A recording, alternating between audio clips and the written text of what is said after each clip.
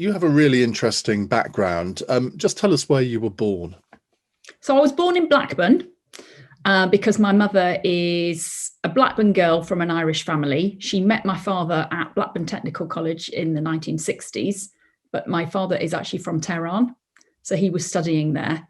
They fell in love. They went back to Iran, but she came back to Blackburn to have me so she could be with her own family.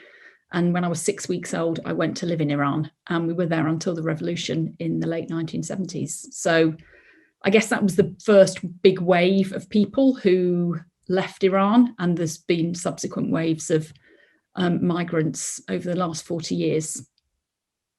And how has that background in Iran helped shape your life? I think it's really fundamental. I think it's fundamental for a few reasons. One is, although people look at me and think you've got the same color skin as me, you sound like us, you've got a sort of almost recognizable name. Actually, my experience is really different because my mother is Catholic and my father's Muslim.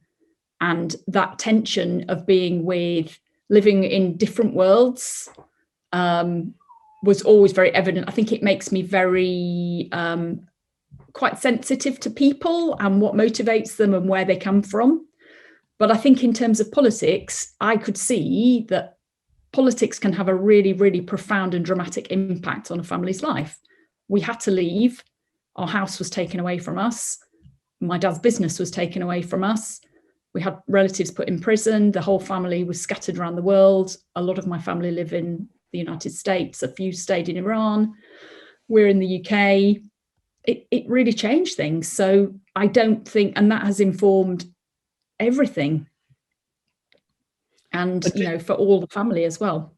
Do you sometimes think, what if? I mean, if the Iranian Revolution, I suppose, could have happened at any time in some ways, do you often wonder, well, if that hadn't happened, I would now be probably an adult working and living in Tehran? Yeah, I really do.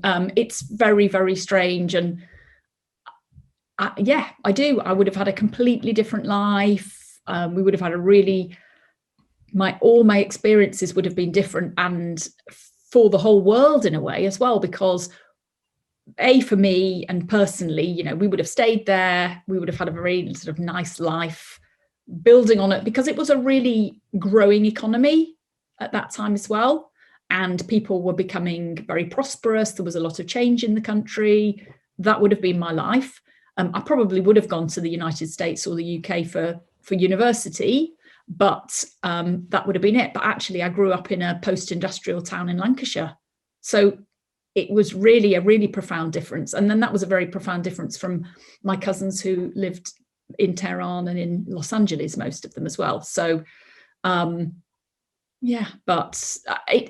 it's an interesting intellectual exercise. I don't know if emotionally it's very, very helpful. There's too many people, I think, especially from my father's generation and older, who are a little bit fixated on that, but you've just got to look to the future.